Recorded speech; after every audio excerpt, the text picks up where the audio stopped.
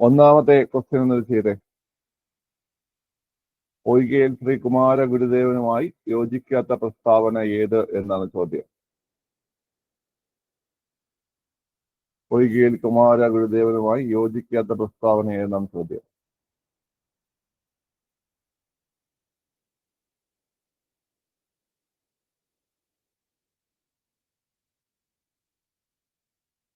നോക്കിയോ. ഒന്നാമത്തെ പ്രസ്താവന ഇങ്ങനെയാണ്: പത്തനംതിട്ട ജില്ലയിലെ ഇരവിപേരൂരിൽ ജനനം. അത് ശരിയല്ലേ? പത്തനംതിട്ട ജില്ലയിലെ ഇരവിപേരൂരിൽ ജനനം, അത് ശരിയാണ്. ഓക്കെ. പ്രത്യക്ഷരക്ഷ ദൈവസഭ സ്ഥാപിച്ചു, അത് ശരിയാണോ? പൊയ്കയിൽ യോഹന്നാനാണോ പ്രത്യക്ഷരക്ഷ ദൈവസഭ സ്ഥാപിച്ചത്? അതും ശരിയാണ്. ഓക്കെ. അടുത്ത അപ്പൊ ഒന്നും രണ്ടും ശരിയാണ് കേട്ടോ. നമുക്ക് യോജിക്കാത്ത പ്രസ്താവനയാണ് വേണ്ടത്. യോജിക്കാത്ത പ്രസ്താവനയാണ് നമുക്ക് വേണ്ടത്. അപ്പൊ ഇവിടെ നമുക്ക് ഓപ്ഷൻ വെട്ടിക്കളയാം. കാരണം നമുക്ക് പത്തനംതിട്ട ജില്ലയിലെ ഇരവിപേരൂരിൽ ജനനം എന്നുള്ള പോയിന്റ് കിട്ടുമ്പോൾ തന്നെ നമുക്ക് ഓപ്ഷൻ എയും നമുക്ക് കളയാം, നമുക്ക് ഓപ്ഷൻ ഡിയും നമുക്ക് കളയാം. കാരണം ഈ രണ്ടിലും നമുക്ക് ഒന്നുള്ളത് കൊണ്ട് നമുക്ക് ഇത് രണ്ടും എന്ത് ചെയ്യാം, കളയാം. ഓക്കെ. അടുത്ത് യോഗക്ഷേമ സഭയുമായി ചേർന്ന് പ്രവർത്തിച്ചു. അദ്ദേഹം യോഗക്ഷേമ സഭയിൽ ചേർന്ന് പ്രവർത്തിച്ചിട്ടുണ്ടോ? ഇല്ല.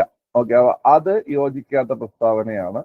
ഇനി നാലാമത്തത്, ശ്രീമൂലം പ്രജാസഭയിൽ 1921 1931 അംഗമായി. ശരിയല്ലേ? ഇത് നമ്മൾ പഠിച്ചിട്ടുണ്ട്, ക്വസ്റ്റ്യൻ വർക്കൗട്ടൊക്കെ നമ്മൾ ചെയ്തിട്ടുള്ളത് തന്നെയാണ്.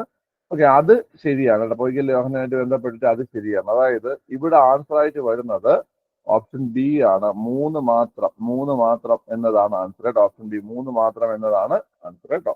ഓക്കെ, ക്ലിയർ ആണ്. അടുത്ത ചോദ്യം, ശരിയായ ജോഡി കണ്ടെത്തുക. മൂഷകംശകാവ്യം അതുലൻ, സുഹത്തുൽ മുജാഹിദീൻ മക്കി തങ്ങൾ, കേരള പഴമ ഹെർമൻ ഗുണ്ടർട്ട്, കേരള സിംഹം CV രാമൻപിള്ള. ഓക്കെ, ഒന്ന് ചെയ്തേടാം. ഈ മൂഷകവംശകാവ്യം അതുലൻ അത് ശരിയാണോ? മൂഷകവംശകാവ്യം അതുലൻ അത് ശരിയാണ് അല്ലെ? മൂഷകവംശകാവ്യം അതുലൻ ശരിയാണ്. ഓക്കെ, അതുലൻ ശരിയാണ്. അതായത് ഒന്ന് ശരിയാണ്. നമുക്ക് ശരിയായ ജോഡിയാണ് വേണ്ടത്. ഒന്ന് ശരിയാണ്. അപ്പൊ നമുക്ക് ആ ഒന്നുള്ള ഓപ്ഷൻസ് മാത്രം പിന്നെ നോക്കിയാൽ മതി. സി ഓപ്ഷൻ വേണ്ട, സി ഓപ്ഷൻ നമുക്ക് വെട്ടിക്കളയാം. അതുപോലെ തന്നെ ബി ഓപ്ഷൻ വെട്ടിക്കളയാം. കാരണം ഈ രണ്ട് ഓപ്ഷനിലും ഒന്നില്ലല്ലോ. അതുകൊണ്ട് നമുക്ക് അത് രണ്ടും എന്ത് ചെയ്യാം, വെട്ടിക്കളയാം. ഓക്കെ. അടുത്ത തുവത്തുൽ മുജാഹിദീൻ മക്കി തങ്ങൾ ആണോ? തുവത്തുൽ മുജാഹിദീൻ മക്കി തങ്ങൾ ആണോടാ? അല്ല, അത് ഷേഖ് സൈനുദ്ദീൻ ആണ് അല്ലേ? ഷേഖ് സൈനുദ്ദീൻ ആണ്. തുവത്തുൽ മുജാഹിദീൻ ആരാണ്? ഷേഖ് സൈനുദ്ദീൻ ആണ് കേട്ടോ. ഷേഖ് സൈനുദ്ദീൻ ആണ് കേട്ടാ. ഷേഖ് സൈനുദ്ദീൻ ആണ് തുവത്തുൽ മുജാഹിദീൻ എഴുതിയത് അല്ലേ? ഷേഖ് സൈനുദ്ദീൻ ആണ്. ഓക്കെ. അതായത് ഇതിലെന്താ ഈ പറയുന്നത്? തുവത്തുൽ മുജാഹിദീൻ എന്താണ് പറയുന്നത്? പോർച്ചുഗീസുകാരോട് യുദ്ധം ചെയ്യാനായിട്ട്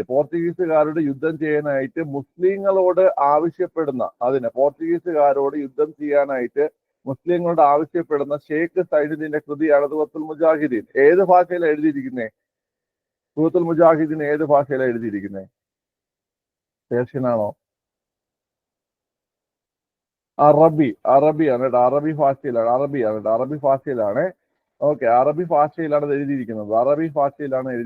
അറബി ഭാഷയിലാണ്. ഓക്കെ. ശരി, അപ്പൊ തുവത്തുൽ മുജാഹിദീൻ അത് തെറ്റാണ്. അപ്പൊ രണ്ടാമത്തത് തെറ്റാണ്. ഓക്കെ. ഇനി നമ്മുടെ മുന്നിലുള്ളത് 2 ഓപ്ഷൻസ് ആണ് അല്ലേ? അതായത് എയും ഡിയും ആണ്. അപ്പൊ നമുക്ക് ഇത് എഴുതിയപ്പോൾ തന്നെ നമുക്ക് അതിന്റെ ഉത്തരത്തിലേക്ക് എത്താൻ കഴിയും. കാരണം നമുക്ക് രണ്ടാമത്തെ തെറ്റായതുകൊണ്ട് തന്നെ നമുക്ക് എ ഓപ്ഷൻ എന്ത് ചെയ്യാൻ പറ്റി, വെട്ടിക്കളയാൻ പറ്റി. ഓക്കെ. ഇവിടെ ആൻസർ വരുന്നത് ഓപ്ഷൻ ഡി ആണ് കേട്ടോ. ഓപ്ഷൻ ഡി ആണ്. 1ഉം 3ഉം ആണ് ശരിയായിട്ടുള്ളത്. ഓക്കെ. മൂന്നാമത്തത് പറഞ്ഞത് കേരളപ്പഴമ എഴുതിയത് ആര് തന്നെയാണ്? ഹെർമൻ ഗുണ്ടർട്ട് തന്നെയാണ് കേരളപ്പഴമ എഴുതിയല്ലേ? കേരളപ്പഴമ ഹെർമൻ ഗുണ്ടർട്ട് തന്നെയാണ്. അത് ശരിയാണ്. കേരള സിംഹം എഴുതിയത് ആരാണ്ടാ? കേരള സിംഹം എഴുതിയത് സർദാർ KM പണിക്കരാണ്. അത് നമ്മൾ പഠിച്ചിട്ടുള്ളതാണ്. കേരള സിംഹം എഴുതിയത് ആരാണ്? സർദാർ KM പണിക്കരാണ്.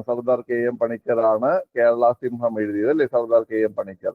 കേരള സിംഹം എന്ന കൃതി മാത്രമല്ല, അദ്ദേഹത്തിന്റെ കൃതികൾ ഹിസ്റ്ററി ഓഫ് കേരള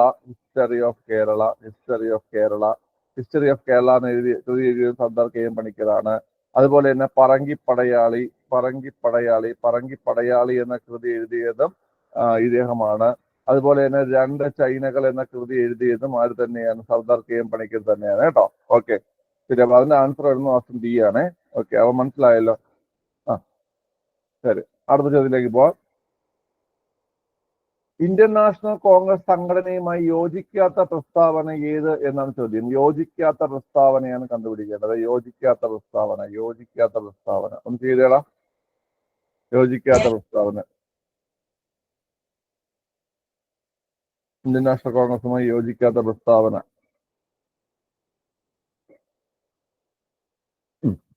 നോക്കാം. ഒന്നാമത്തെ ഓപ്ഷൻ ഇങ്ങനെയാണ്. അതായത് ഇന്ത്യൻ നാഷണൽ കോൺഗ്രസിന്റെ ആദ്യ സെക്രട്ടറി WC ബാനർജി ആയിരുന്നു. അത് ശരിയാണോടെ? ആദ്യ സെക്രട്ടറി WC ബാനർജി ആയിരുന്നോ? അല്ല, ആദ്യ സെക്രട്ടറി അല്ല WC ബാനർജി, ആദ്യ പ്രസിഡന്റ് ആയിരുന്നു WC ബാനർജി അല്ലേ? ആദ്യ പ്രസിഡന്റ് ആയിരുന്നു WC ബാനർജി. അപ്പൊ INCയുടെ ആദ്യത്തെ പ്രസിഡന്റ് ആണ് WC ബാനർജി. ആദ്യത്തെ സെക്രട്ടറി ആരെന്ന് കേട്ട് കഴിഞ്ഞാൽ ആദ്യ സെക്രട്ടറി ആരാണ്?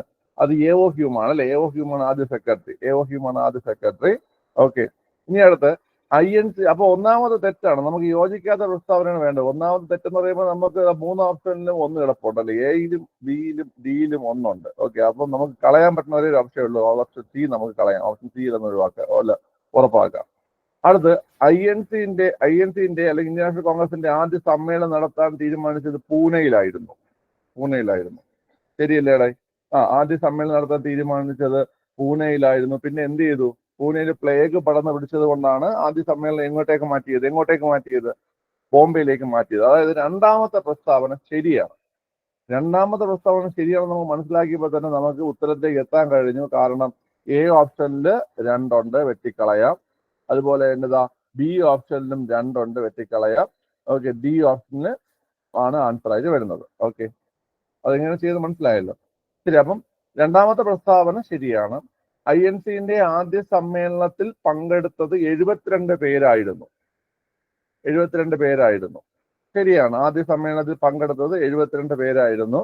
ഓക്കെ, INCയുടെ രണ്ടാം സമ്മേളനം മദ്രാസിലായിരുന്നു. ശരിയോ തെറ്റോ? തെറ്റാണല്ലേ. രണ്ടാമത്തെ സമ്മേളനം എവിടെ വെച്ചിട്ടായിരുന്നു? 86-ലെ 86-ലെ രണ്ടാമത്തെ സമ്മേളനം കൊൽക്കത്തയിൽ വെച്ചിട്ടായിരുന്നു അല്ലെ? 86-ലെ രണ്ടാമത്തെ സമ്മേളനം കൊൽക്കത്തയിൽ വെച്ചിട്ടായിരുന്നു. മദ്രാസ് വെച്ചിട്ടുള്ള സമ്മേളനം ഏതായിരുന്നടാ? ഏത് വർഷമായിരുന്നു മദ്രാസിൽ വെച്ച്? ഇത്ര സമ്മേളനമാണ്. മൂന്നാമത്തെ സമ്മേളനമാണ് മദ്രാസിൽ വെച്ച് നടന്നത് കേട്ടാ. മൂന്നാമത്തെ സമ്മേളനമാണ് മദ്രാസിൽ വെച്ച് നടന്നത്. അത് 1887-ലെ മൂന്നാമത്തെ സമ്മേളനമാണ് എവിടെ വെച്ച് നടന്നത്? മദ്രാസിൽ വെച്ച് നടന്നത്. ഓക്കെ, ക്ലിയർ ആണ്. ശരി, അപ്പൊ അത് നോക്കിക്കോണം, അത് ഇമ്പോർട്ടന്റ് ആണ്. അപ്പം AO ഹ്യൂമ ആദ്യത്തെ സെക്രട്ടറിയാണ്. ഓക്കെ, ആദ്യത്തെ പ്രസിഡന്റ് WC ബാനർജിയാണ്. ആദ്യത്തെ പ്രസിഡന്റ് ആരാണ്? WC ബാനർജിയാണ്. ഓക്കെ, ഇനി ഈ ആദ്യ സമ്മേളനം നമ്മൾ പറഞ്ഞില്ലേ, ആദ്യ സമ്മേളനം 885-ലാണ് ആദ്യ സമ്മേളനം നമ്മൾ കാര്യം പറഞ്ഞല്ലോ. ഈ ആദ്യ സമ്മേളനത്തെ അഭിസംബോധന ചെയ്താരെന്നറിയാവോ? ആദ്യ സമ്മേളനത്തെ അഭിസംബോധന ചെയ്തത്, അതായത് അത് സംസാരിച്ച ആദ്യം അഭിസംബോധന ചെയ്ത് സംസാരിച്ചാരെന്നറിയാവോ? അഭിസംബോധന ചെയ്ത് സംസാരിച്ചത്. നിങ്ങൾ ഈ ഒരു ക്വസ്റ്റ്യൻ കാണുമ്പോൾ നിങ്ങൾക്ക് ഡൗട്ട് വരും. അതായത് WC ബാനർജി ആണോ AO ഹ്യൂമാണോ അഭിസംബോധന ചെയ്ത് സംസാരിച്ചത്? സാധാരണ പ്രസിഡന്റ് ആണല്ലോ അഭിസംബോധന ചെയ്ത് സംസാരിക്കുന്നത്. ഇവിടെയും പ്രസിഡന്റ് തന്നെയാണോ അഭിസംബോധന ചെയ്ത് സംസാരിച്ചത്? അതായത് WC ബാനർജി തന്നെയാണോ സംസാരിച്ചത് ആദ്യ സമ്മേളനത്തില്? പിള്ളേരെ, ആദ്യ സമ്മേളനത്തെ അഭിസംബോധന ചെയ്തതും ആര് തന്നെയാണ്? AO ഹ്യൂമാണ് കേട്ടാ. AO ഹ്യൂമാണ്. സുബ്രഹ്മണ്യ അയ്യർ എന്താ? അതായത് ഈ ഒന്നാമത്തെ സമ്മേളനത്തില് 9 പ്രമേയങ്ങൾ അവതരിപ്പിച്ചു. 9 പ്രമേയങ്ങൾ. ഈ 9 പ്രമേയങ്ങളിൽ ആദ്യത്തെ പ്രമേയം അവതരിപ്പിച്ചതാണ് G സുബ്രഹ്മണ്യ അയ്യർ. മനസ്സിലായ? 9 പ്രമേയങ്ങൾ ആദ്യത്തെ സമ്മേളനത്തിൽ അവതരിപ്പിച്ചു. അതിൽ ആദ്യത്തെ പ്രമേയം അവതരിപ്പിച്ചത് G സുബ്രഹ്മണ്യ അയ്യറാണ്. ഈ സമ്മേളനത്തെ അഭിസംബോധന ചെയ്തത് ആര് തന്നെയാണ്? AO ഹ്യൂം തന്നെയാണ്. സമ്മേളനത്തെ അഭിസംബോധന ചെയ്തത് AO ഹ്യൂം തന്നെയാണ്. ഓക്കെ, പിന്നെ വേറെ ഒരു പോയിന്റ് ഉണ്ടായിരുന്നല്ലോ. ഈ സമ്മേളനത്തിൽ മലയാളി പങ്കെടുത്തിട്ടുണ്ടായിരുന്നോ? ഈ സമ്മേളനത്തിൽ പങ്കെടുത്ത മലയാളി ആരാണ്? ബാരിസ്റ്റർ GP പിള്ളയാണ് അല്ലെ? ഈ സമ്മേളനത്തിൽ പങ്കെടുത്ത മലയാളി ബാരിസ്റ്റർ GP പിള്ളയാണ് ആദ്യ സമ്മേളനത്തിൽ പങ്കെടുത്ത മലയാളി. ബാരിസ്റ്റർ GP പിള്ളയാണ് കേട്ടോ. ഓക്കെ, അടുത്ത ചോദ്യം. ഭാഷാ അടിസ്ഥാനത്തിലുള്ള സംസ്ഥാന പുനഃസംഘടനയുമായി ബന്ധപ്പെട്ട ശരിയായ പ്രസ്താവന. നമുക്ക് വേണം ശരിയായ പ്രസ്താവന. നിങ്ങൾ അണ്ടർലൈൻ ചെയ്ത് വെക്കുക. ശരിയായ പ്രസ്താവന ഏതെന്നാണ്. ഓക്കെ, 1953 ഒക്ടോബർ 1-ന് ആന്ധ്ര സംസ്ഥാനം നിലവിൽ വന്നു. ശരിയായ പ്രസ്താവനയാണോ? 1953 ഒക്ടോബർ 1-ന് ആന്ധ്ര സംസ്ഥാനം നിലവിൽ വന്നു. ശരിയായിട്ടുള്ള പ്രസ്താവനയാണ്. ഓക്കെ. അപ്പൊ നമുക്ക് ശരിയായിട്ടുള്ള പ്രസ്താവനകൾ ഒന്നാമത്തെ ശരിയായത് കൊണ്ട് തന്നെ നമുക്കിവിടെ 2 ഓപ്ഷൻ നമുക്ക് കളയാൻ പറ്റും. എ ഓപ്ഷനും നമുക്ക് കളയാം, അതുപോലെ തന്നെ നമുക്ക് ബി ഓപ്ഷനും കളയാം. കാരണം 2 ഓപ്ഷനിലും ഒന്നില്ല. ഇനി 1956-ൽ 14 സംസ്ഥാനങ്ങളും 6 കേന്ദ്രഭരണ പ്രദേശങ്ങളും ഭാഷാ അടിസ്ഥാനത്തിൽ രൂപീകരിക്കപ്പെട്ടു. 14 സംസ്ഥാനങ്ങളും 6 കേന്ദ്രഭരണ പ്രദേശങ്ങളും. രണ്ടാമത്തെ സ്റ്റേറ്റ്മെന്റും ശരിയാണ്. ഓക്കെ, പക്ഷേ ഇതിൽ രണ്ടിലും 2 ഉണ്ട്. പിന്നെ മൂന്നാം സ്റ്റേറ്റ്മെന്റ് പോണം. 1953 നിലവിൽ വന്ന ഭാഷാ അടിസ്ഥാനത്തിലുള്ള സംസ്ഥാന പുനഃസംഘടനാ കമ്മീഷനിൽ ഫസൽ അലി, എസ്.കെ. ദർ, പട്ടാഭി സീതാരാമയ്യ എന്നിവർ അംഗങ്ങളായിരുന്നു. അത് തെറ്റാണ് അല്ലെ? നമ്മളത് പഠിച്ചിട്ടുള്ള കാര്യം തന്നെയാണ്. ഓക്കെ, ഈ ഫസൽ അലി ഉണ്ടായിരുന്നു. ആ കമ്മീഷന്റെ പേര് തന്നെ ഫസൽ അലി കമ്മീഷൻ എന്നാണ് അല്ലെ? അദ്ദേഹമായിരുന്നു ചെയർമാൻ. കമ്മീഷന്റെ പേര് തന്നെ ഫസൽ അലി കമ്മീഷൻ എന്നായിരുന്നു. അദ്ദേഹമാണ് ചെയർമാൻ. എന്നാൽ കൂടെ ഉണ്ടായിരുന്ന 2 പേര് ആരൊക്കെയാ? മൊത്തത്തിൽ 3 പേരായിരുന്നു. ഒരാള് എച്ച്.എൻ. കുൻസ്രു ആണ്. ഹൃദയനാഥ് കുൻസ്രു ആണ്. എച്ച്.എൻ. കുൻസ്രു അല്ലെങ്കിൽ ഹൃദയനാഥ് കുൻസ്രു. രണ്ടാമത്തെ ആൾ ആരാണ്? രണ്ടാമത്തെ ആളൊരു മലയാളിയാണ്. Sardar K M Panikkar. Okay, അപ്പൊ ഇവര് 3 പേരായിരുന്നു ആൾക്കാർ. Fazal Ali, H N. Kunzru, Sardar K M Panikkar അല്ലെ? Fazal Ali, H N. Kunzru, Sardar K M Panikkar. Okay, ഇനി അപ്പം മൂന്നാമത്തെ സ്റ്റേറ്റ്മെന്റ് തെറ്റെന്ന് കാണുമ്പോൾ തന്നെ നമുക്ക് ഉത്തരം എടുക്കാൻ പറ്റും. കാരണം നമുക്ക് ഇതിൽ മൂന്നാമത്തെ ഓപ്ഷൻ ഡിയിൽ മൂന്നാമത്തെ സ്റ്റേറ്റ്മെന്റ് കിടക്കുന്നതുകൊണ്ട് നമുക്ക് ഓപ്ഷൻ ഡിയും വെട്ടിക്കളയാം. നമുക്ക് ഓപ്ഷൻ സി ആണ് ആൻസർ എന്നുള്ള കാര്യം നമുക്ക് എടുക്കാം. ഓക്കെ, ഇനി നോക്കിക്കോ പിള്ളേരെ, ആന്ധ്ര സംസ്ഥാന രൂപീകരണത്തിന് വേണ്ടി പോറ്റി ശ്രീരാമുലു മരണം വരെ നിരാഹാരം അനുഷ്ഠിച്ചു. അത് ശരിയായിട്ടുള്ള പ്രസ്താവനയാണ്. നമ്മൾ പഠിക്കുന്നുണ്ട്. SCRT-യിലൊക്കെ ഉള്ള പോയിന്റ് തന്നെയാണത്. ഓക്കെ, സ്ഥിരം ചോദിക്കുന്ന ഒരു ഭാഗമാണിത്. ഇനി ഈ കമ്മിറ്റിയെ കുറിച്ച് 1-2 പോയിന്റ് ഞാൻ ചോദിക്കട്ടെ. ഇപ്പം എച്ച്.എൻ. കുൻസ്രു, സർദാർ കെ എം പണിക്കർ, പിന്നെ ഫസൽ അലി ചെയർമാൻ. ഈ കമ്മിറ്റി എപ്പോഴാണ് ഇത് നിലവിൽ വന്നത്? ഏത് വർഷമാണ് നിലവിൽ വന്നേ? നിങ്ങൾ പുതിയ പഠിച്ചു തുടങ്ങിയ പിള്ളേർ തെറ്റ് പറഞ്ഞാൽ കുഴപ്പമില്ല. ശ്രദ്ധിച്ച് ആൻസർ ചെയ്യും. ഇതൊക്കെ തന്നെയാണ് എക്സാം ഹാളിൽ പോയി കാണിക്കുന്നത്. എത്ര തവണ പറഞ്ഞിട്ടുള്ളതാണ് കമ്മീഷൻ നിലയിൽ വന്നു? 1953-ലാണ് കമ്മീഷൻ നിലയിൽ വന്നത്. 53-ൽ കമ്മീഷൻ നിലയിൽ വന്നു. ഓക്കെ, കമ്മീഷൻ നിലയിൽ 53-ല്. കമ്മീഷൻ റിപ്പോർട്ട് കൊടുക്കുന്നത് 55-ല്. ഈ സംസ്ഥാന പുനഃസംഘടനാ കമ്മീഷന്റെ പഠനപ്രകാരം സംസ്ഥാന പുനഃസംഘടനാ നിയമം നിലവിൽ വന്നത് അത് 1956. സംസ്ഥാന പുനഃസംഘടനാ നിയമം നിലയിൽ വന്നത് 1956-ലാണ്. സംസ്ഥാന പുനഃസംഘടനാ നിയമം നിലയിൽ വന്നത്. ഓക്കെ, ഈ സംസ്ഥാന പുനഃസംഘടനാ നിയമം എത്രാമത്തെ ഭരണഘടനാ ഭേദഗതിയാണ്? സംസ്ഥാന പുനഃസംഘടനാ നിയമം എത്രാമത്തെ ഭരണഘടനാ ഭേദഗതിയാണ്? സംസ്ഥാന പുനഃസംഘടനാ നിയമം 7ാമത്തെ ഭരണഘടനാ ഭേദഗതിയാണ് അല്ലെ? 7ാമത്തെ ഭരണഘടനാ ഭേദഗതിയാണ്.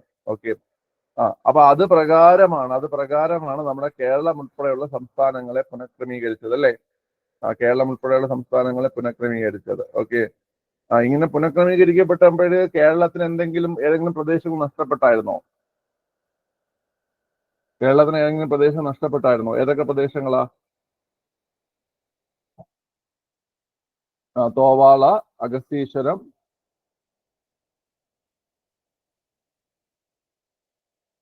വിളവൻകോട് അല്ലേ?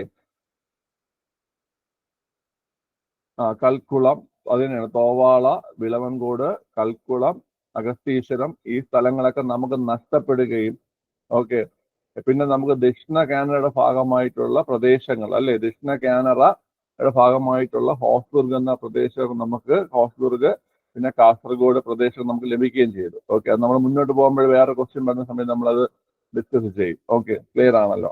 അത് ഓർത്തിരിക്കുക. അപ്പൊ ഇത് ഇത്രയും മനസ്സിലായല്ലോ. ഇനി ഈ ആന്ധ്ര സംസ്ഥാനം ശ്രദ്ധിച്ചോണേ. 53 ഒക്ടോബർ 1 നിലവിൽ വന്നത് ആന്ധ്ര സംസ്ഥാനമാണ് അല്ലെ? 53 ഒക്ടോബർ 1 നിലവിൽ വന്നത് ആന്ധ്ര സംസ്ഥാനമാണ്. ഓക്കെ, എന്നാൽ ആന്ധ്രാപ്രദേശ് നിലവിൽ വന്നത് എപ്പോഴെന്ന് കേട്ട് കഴിഞ്ഞാൽ നമ്മൾ പറയേണ്ടത് ഏതാണ്? ആന്ധ്രാപ്രദേശ് നിലവിൽ വന്നത് ഈ പറയുന്ന നമ്മുടെ കേരളത്തോടൊപ്പമാണ് നിലവിൽ വന്നത്. ആന്ധ്രാപ്രദേശ് അത് 1956 നവംബർ 1-നാണ് ആന്ധ്രാപ്രദേശ് നിലയിൽ വന്നത്. 56 നവംബർ 1-നാണ് ആന്ധ്രാപ്രദേശ് എന്ത് ചെയ്തത്? നിലയിൽ വന്നത്. ഓക്കെ, ആന്ധ്ര സംസ്ഥാനത്തിന്റെ ആദ്യ മുഖ്യമന്ത്രി അറിയാവോ ആരാണെന്ന്? ആന്ധ്ര സംസ്ഥാനത്തിന്റെ ആദ്യ മുഖ്യമന്ത്രി ടി പ്രകാശമാണ് ആന്ധ്ര സംസ്ഥാനത്തിന്റെ ആദ്യ മുഖ്യമന്ത്രി. ഇനി ആന്ധ്രാപ്രദേശിന്റെ ആദ്യ മുഖ്യമന്ത്രി ആരാണ്? ആന്ധ്രാപ്രദേശിന്റെ ആദ്യ മുഖ്യമന്ത്രി നീലം സഞ്ജീവ റെഡ്ഡിയാണ് കേട്ടോ. നീലം സഞ്ജീവ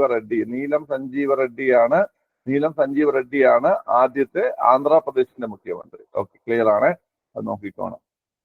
53 ആന്ധ്രയും 54 ആന്ധ്രാപ്രദേശും. ഓക്കെ, അടുത്ത ചോദ്യം. ഫ്രഞ്ച് വിപ്ലവവുമായി യോജിക്കാത്ത പ്രസ്താവന ഏതാണ്? ഓക്കെ, ഒന്ന് ചെയ്തേടാം.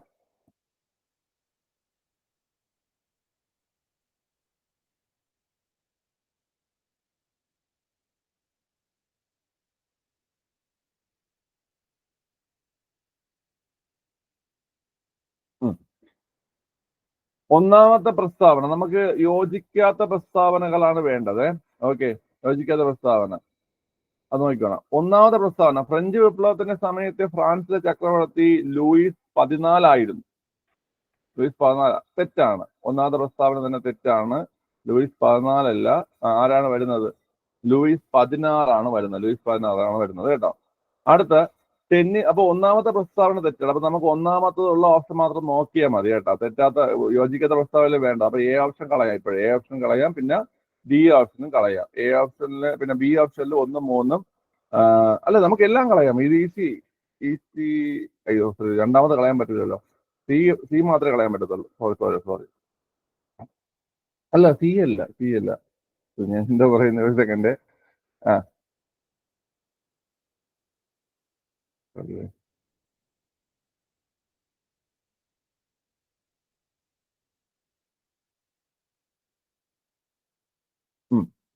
ഞാൻ പറഞ്ഞതെന്ന് വെച്ച് കഴിഞ്ഞാല് ഒന്നാമത്തെ പ്രസ്താവനയാണ് നമുക്ക് തെറ്റായിട്ട് കിട്ടിയത്. അപ്പൊ നമുക്ക് എയും ഡിയും കളയാം. എയും ഡിയും മാത്രം കളയാം. ഓക്കെ, അടുത്ത് നോക്കിക്കോണേ. രണ്ടാമത്തെ പ്രസ്താവന ടെന്നീസ് കോർട്ടിലെ പ്രതിജ്ഞ ഫ്രഞ്ച് വിപ്ലവവുമായി ബന്ധപ്പെട്ടതാണ്. അത് ശരിയല്ലേ? അത് ശരിയാണ്. അത് ശരിയാകുമ്പോൾ നമുക്കത് സി ഓപ്ഷനും കളയാം. കാരണം സി ഓപ്ഷനിൽ 2 കിടക്കുകയാണ്. അവിടെ ആൻസർ ആയിട്ട് വരുന്നത് ബി ആണ്. ബി ഓപ്ഷനാണ് ആൻസർ ആയിട്ട് വരുന്നത് കേട്ടോ. അതായത് 1, 3 കേട്ടോ. 1, 3 യോജിക്കാത്ത പ്രസ്താവനകളായിട്ട് വരുന്നത്. പ്രാതിനിധ്യമില്ലാതെ നികുതിയില്ല എന്നത് ഫ്രഞ്ച് വിപ്ലവത്തിന്റെ പ്രധാന മുദ്രാവാക്യമാണ്. അല്ലല്ലേ? തെറ്റാണല്ലേ? ഓക്കെ, കാരണം പ്രാതിനിധ്യമില്ലാതെ നികുതിയില്ല എന്ന് പറയുന്നത് അമേരിക്കൻ സ്വാതന്ത്ര്യ സമരത്തിന്റെ മുദ്രാവാക്യമാണല്ലേ? പ്രാതിനിധ്യമില്ലാതെ നികുതിയില്ല എന്നത് അമേരിക്കൻ സ്വാതന്ത്ര്യ സമരത്തിന്റെ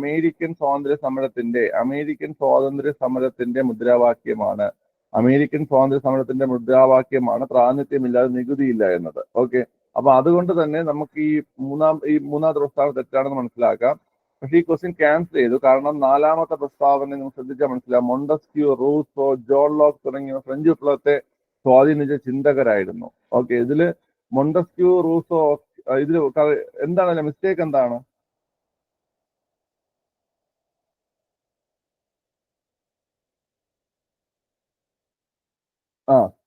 ജോൺ ലോക്ക് എന്താണ്? ജോൺ ലോക്ക് ഏതുമായി ബന്ധപ്പെട്ടതാണ്?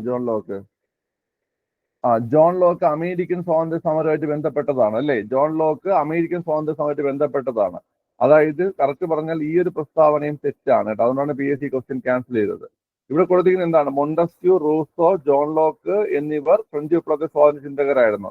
ഈ ജോൺ ലോക്ക് എന്ന് പറഞ്ഞു കഴിഞ്ഞാല് അമേരിക്കൻ സ്വാതന്ത്ര്യ സമരം കേട്ടോ. അമേരിക്കൻ സ്വാതന്ത്ര്യ സമരവുമായി ബന്ധപ്പെട്ട വ്യക്തിയാണ്. നമ്മളത് പഠിക്കുന്നുണ്ട്. അദ്ദേഹത്തിന്റെ ഒരു കോട്സ് പഠിക്കുന്നുണ്ട്. എന്താണെന്ന് വെച്ച് കഴിഞ്ഞാല് മനുഷ്യന് ചില അവകാശങ്ങളുണ്ട്. അതിനെ ഹനിക്കാൻ ആർക്കും അധികാരമില്ല. മനസ്സിലായില്ലേ? അതിന് മനുഷ്യന്റെ അവകാശങ്ങളെ ലോക്ക് ചെയ്യാൻ ആർക്കും അധികാരമില്ല. അതാണ് ഇദ്ദേഹം പറഞ്ഞ വാക്ക് കേട്ടോ. നമ്മൾ പഠിക്കുന്നുണ്ട്. മനുഷ്യന് ചില അവകാശങ്ങളുണ്ട്, അതിനെ ലോക്ക് ചെയ്യാൻ അല്ലെങ്കിൽ അതിനെ ഹനിക്കാൻ ആർക്കും അവകാശമില്ല. ഇവിടെ കറക്റ്റ് ആയത് ആവുന്നത് എങ്ങനെ നേരിട്ട് കഴിഞ്ഞാൽ മൊണ്ടസ്ക്യൂ, റൂസോ, വോൾട്ടയർ എന്നായിരുന്നെങ്കിൽ ശരിയായേനെ. മനസ്സിലായ? ഓക്കെ, അപ്പൊ ഈ ഒരു ക്വസ്റ്റ്യൻ ക്യാൻസൽ ആണ്. പക്ഷെ പ്രൊഫഷണൽ ആൻസർ കീയിൽ ബി ഓപ്ഷൻ എടുത്തിട്ടുണ്ടായിരുന്നു കേട്ടോ. ഓക്കെ, അപ്പൊ അത് നിങ്ങൾ മനസ്സിലായിക്കൊണ്ട് ഇത് തെറ്റായിട്ടുള്ള ഒരു ക്വസ്റ്റ്യൻ ആണ്. കാരണം ഓപ്ഷൻ കറക്റ്റ് അല്ല. ഓക്കെ, എന്താണ് മിസ്റ്റേക്ക് എന്ന് മനസ്സിലായല്ലോ നിങ്ങൾക്ക്? അതില് മനസ്സിലായി. ഓക്കെ, അടുത്ത ഐക്യരാഷ്ട്രസഭയുമായി ബന്ധപ്പെട്ട ശരിയായ പ്രസ്താവനകൾ ഏതെന്ന് കണ്ടെത്തുക. ഓക്കെ, UN കാലാവസ്ഥാ വ്യതിയാന സമ്മേളനം, അതായത് COP27 2022 നവംബർ ഈജിപ്തിലാണ് നടന്നത്. ശരിയോ തെറ്റോ? അതായത് COP27 2022 ഈജിപ്തിൽ തന്നെയാണ് നടന്നത്. ഒന്നാമത്തത് ശരിയാണ്. ഓക്കെ. അടുത്ത ഐക്യരാഷ്ട്രസഭയുടെ ഇപ്പോഴത്തെ സെക്രട്ടറി ജനറൽ അന്റോണിയോ ഗുട്ടറസ് ആണ്. അന്റോണിയോ ഗുട്ടറസ് അതും ശരിയാണ്. ഐക്യരാഷ്ട്രസഭയുടെ ഇപ്പോഴത്തെ സെക്രട്ടറി ജനറൽ അന്റോണിയോ ഗുട്ടറസ് അതും ശരിയാണ്. അടുത്ത് 2022 മനുഷ്യാവകാശ ദിന മുദ്രാവാക്യം എല്ലാവർക്കും അന്തസ്സും സ്വാതന്ത്ര്യവും നീതിയും എന്നുള്ളതാണ്. നിങ്ങൾക്ക് ഓർമ്മ കാണത്തില്ല, അതും ശരിയാണ് കേട്ടോ. 2022 മനുഷ്യാവകാശ ദിന മുദ്രാവാക്യം എല്ലാവർക്കും അന്തസ്സും സ്വാതന്ത്ര്യവും നീതിയും എന്നുള്ളതാണ്. ഓക്കെ. മനുഷ്യാവകാശങ്ങളുടെ സാർവത്രിക പ്രഖ്യാപനത്തിന്റെ 75-ാം വാർഷികം ഐക്യരാഷ്ട്രസഭ 2022 ഡിസംബർ 10 ആഘോഷിച്ചു.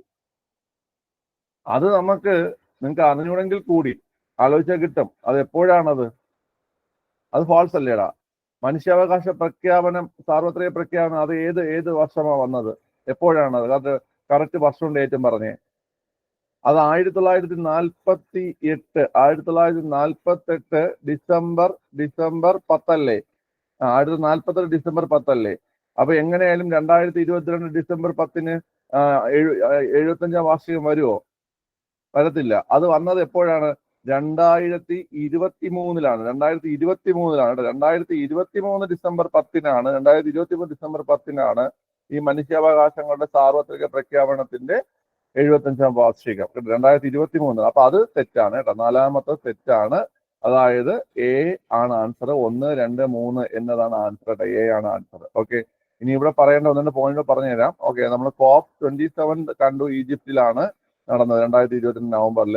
COP28 എവിടെയാണ് നടന്നേ? COP28 ദുബായി ആണ്. COP28 ദുബായിലാണ്. ഓക്കെ. അടുത്ത് COP29 നടന്നത് ബാക്കു എന്ന സ്ഥലത്താണ് കേട്ടോ. ബാക്കു. ഈ ബാക്കു എവിടെയാണ്? Baku Azerbaijan. നമുക്ക് ചോദിച്ചതാണ് ബാക്കു അസർബൈജാൻ. ഓക്കെ. അടുത്ത് COP30 എവിടെയാണ്? COP30 ബേലം ബ്രസീൽ കേട്ടോ. COP30 Belum Brazil. ഇത് 3 ഓർത്ത് വെച്ച് വേണം. പഴയത് കയറി ചോദിക്കും കേട്ടോ. 28 ദുബായ്, 29 ബാക്കു, അതുപോലെ COP30 ബേലം. ഓക്കെ. അതുപോലെ തന്നെ മനുഷ്യാവകാശ ദിന മുദ്രാവാക്യം. മനുഷ്യാവകാശ ദിനം ഏതാ പിള്ളേരെ? മനുഷ്യാവകാശ ദിനം ഏതാണ്? മനുഷ്യാവകാശ ദിനം ഡിസംബർ 10 ഡിസംബർ 10 മനുഷ്യാവകാശ ദിനം. ഡിസംബർ 10. ഓക്കെ. ഇനി ഈ 2024 ഇപ്പൊ നമുക്ക് 2024 റീസെന്റ് ആയിട്ട് കഴിഞ്ഞത്. 2024 മനുഷ്യാവകാശ ദിനത്തിന്റെ മുദ്രാവാക്യം അറിയോ? 2024 മനുഷ്യാവകാശ ദിനത്തിന്റെ മുദ്രാവാക്യം എന്താണ്? Our rights, our future right now. അത് our rights our future right now എന്നാണ് കേട്ടോ. Our rights our future right now എന്നാണ് 2024 മനുഷ്യാവകാശ ദിനത്തിന്റെ, അല്ലെങ്കിൽ 2024 ഡിസംബർ 10 മനുഷ്യാവകാശ ദിനത്തിന്റെ മുദ്രാവാക്യം. ഓക്കെ അല്ലേ? ശരി. എക്സ്ട്രാ പോയിന്റുകൾ അത് നോട്ട് ചെയ്ത് പോവുക, അല്ലെങ്കിൽ നോട്ട് ഗ്രൂപ്പിൽ കിട്ടും, അത് വായിച്ച് പഠിക്കുക. ഓക്കെ. അടുത്ത ഭൂമിയുടെ ആന്തരിക ഘടനയുമായി ബന്ധപ്പെട്ട ശരിയായ പ്രസ്താവന ഏത്? ഭൂവൽക്കത്തിലെ ഭൂഖണ്ഡങ്ങളുടെ ഭാഗം സിയാൽ എന്നും സിയാലിന് താഴെ കടത്തറ ഭാഗം സിമ എന്നും അറിയപ്പെടുന്നു. ഓക്കെ. നമുക്ക് വേണ്ടത് ശരിയായ പ്രസ്താവനകളാണ് വേണ്ടത് കേട്ടോ. ഈ ഒരു ക്വസ്റ്റ്യനൊക്കെ നമുക്ക് സ്റ്റേറ്റ്മെന്റ് ഒക്കെ എന്ത് ഈസി ആയിട്ട് നമുക്ക് എഴുതാൻ പറ്റുന്ന കാര്യമാണ് ഞാൻ കാണിക്കുന്നത്. ഓക്കെ. 1-ാമത്തെ പ്രസ്താവന, ഭൂവൽക്കത്തിലെ ഭൂഖണ്ഡങ്ങളുടെ ഭാഗം, അതായത് വൻകര ഭാഗം സിയാൽ എന്നും അതുപോലെ അതിന് താഴെയുള്ള കടൽത്തറ ഭാഗം സിമ എന്നും അറിയപ്പെടുന്നു. ശരിയല്ലേ? ശരിയാണ്. അതായത് 1-ാമത്തെ പ്രസ്താവന ശരിയാണ്. 1-ാമത്തെ പ്രസ്താവന ശരിയെന്ന് പറയുമ്പോൾ നമുക്ക് 1-ാമത്തെ പ്രസ്താവനയുള്ള ഒരേ ഒരു ഓപ്ഷനേ ഉള്ളൂ അല്ലേ? ഓപ്ഷൻ എ ആണ് ആൻസർ. ഓപ്ഷൻ എ ആണ് ആൻസർ. ഓക്കെ. ക്ലിയർ ആണല്ലോ? ഇനി ബാക്കിയുള്ള, അതായത് 1-ഉം 4-ഉമാണ് ശരിയായിട്ട് വരുന്നത്. ഓക്കെ.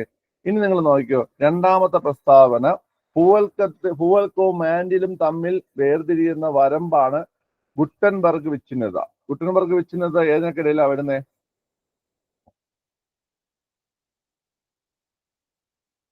ഏതൊക്കെയാണ്ട?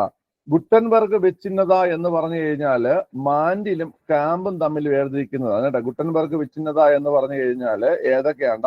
മാൻഡിലും കാമ്പും മാൻഡിലും കാമ്പും തമ്മിൽ വേർതിരിക്കുന്നതാണ് കാമ്പും മാൻഡിലും തമ്മിൽ വേർതിരിക്കുന്നതാണ് ഗുട്ടൻബർഗ് വിച്ഛിന്നത. ഗുട്ടൻബർഗ് വിച്ഛിന്നത കാമ്പും മാൻഡിലും തമ്മിൽ വേർതിരിക്കുന്നതാണ്. ഓക്കെ, അപ്പൊ ഈ ഭൂവൽക്കത്തെ മാൻഡിലിനെ വേർതിരിക്കുന്നതോ ഇവിടെ കൊടുത്തിട്ടുള്ള ഭൂവൽക്കത്തെ മാൻഡിലിനെ വേർതിരിക്കുന്നതോ ഭൂവൽക്കത്തെ മാൻഡിലിനെയും വേർതിരിക്കുന്നത് ഏതാണ് പിള്ളേരെ? അത് മൊഹറോവിസിക് വിച്ഛിന്നത അല്ലെ? മൊഹറോവിസിക്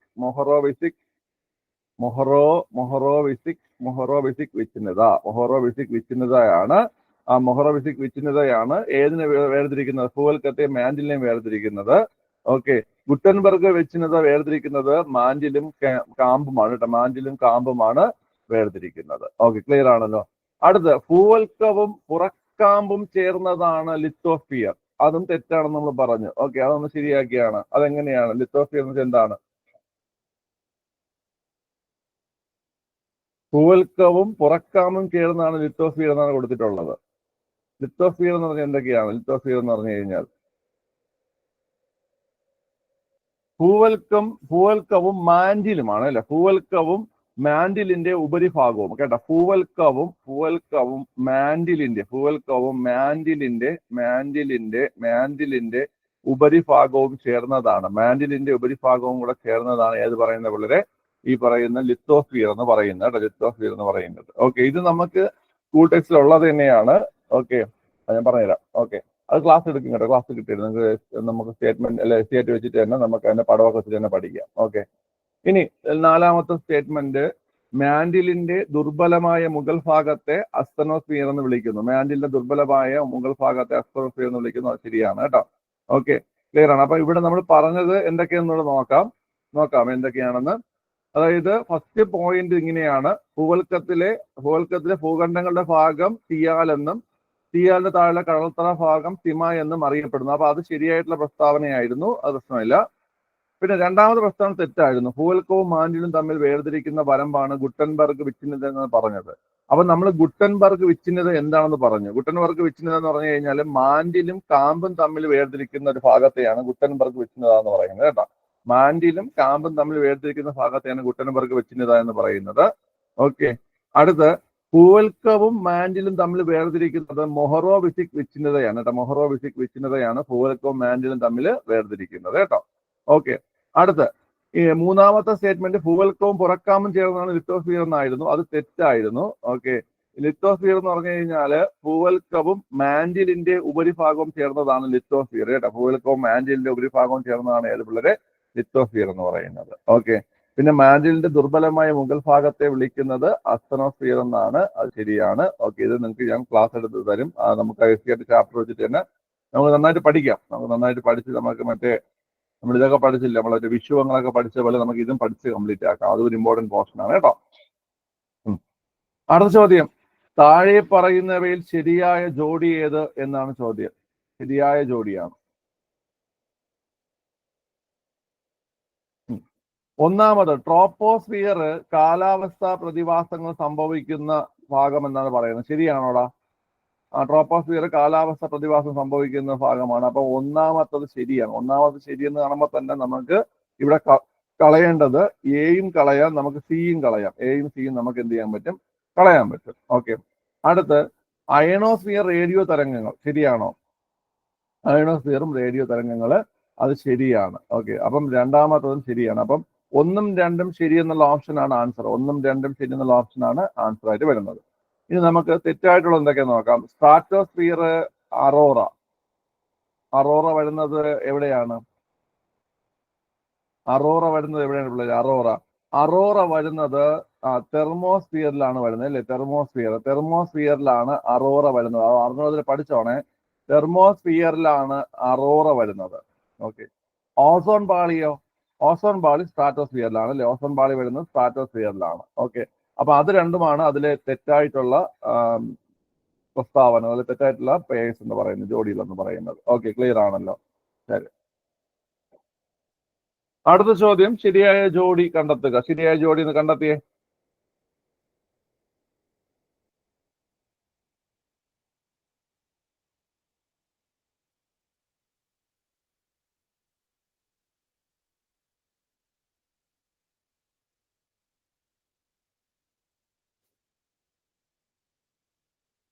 ഹിമാലയ പർവ്വതം മടക്ക് പർവ്വതം എന്നാണ് കൊടുത്തിരിക്കുന്നത്. ഓക്കെ, ശരിയാണോ? ഹിമാലയ പർവ്വതം മടക്ക് പർവ്വതമാണോ? ഹിമാലയ പർവ്വതം മടക്ക് പർവ്വതമാണല്ലേ? ഹിമാലയ പർവ്വതം മടക്ക് പർവ്വതമാണ്. ഓക്കെ, ഹിമാലയ പർവ്വതം മടക്ക് പർവ്വതം എന്താന്നൊക്കെ നമ്മൾ പഠിച്ചിട്ടുണ്ട്. ഇനി വിന്ധ്യ സത്പുര അവശിഷ്ട പർവ്വതം എന്നാണ് കൊടുത്തിട്ടുള്ളത്. വിന്ധ്യ സത്പുര അവശിഷ്ട പർവ്വതം എന്നാണ് കൊടുത്തിട്ടുള്ളത്.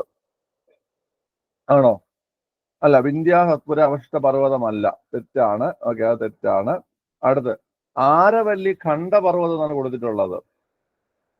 ആരവല്ലി ഖണ്ഡപർവ്വതം എന്നാണ് കൊടുത്തിട്ടുള്ളത്. ആരവല്ലി അവശിഷ്ട പർവ്വതമാണ് കേട്ടോ. ആരവല്ലി അവശിഷ്ട പർവ്വതമാണ്. ഓക്കെ, ആരവല്ലി അവശിഷ്ട പർവ്വതമാണ്. ഓക്കെ, അതുപോലെ തന്നെ ബാരൻ ദ്വീപുകൾ, നമ്മൾ ആൻഡമാനിലെ ബാരൻ ദ്വീപുകൾ അഗ്നിപർവ്വതം, കറക്റ്റ് അല്ലേ?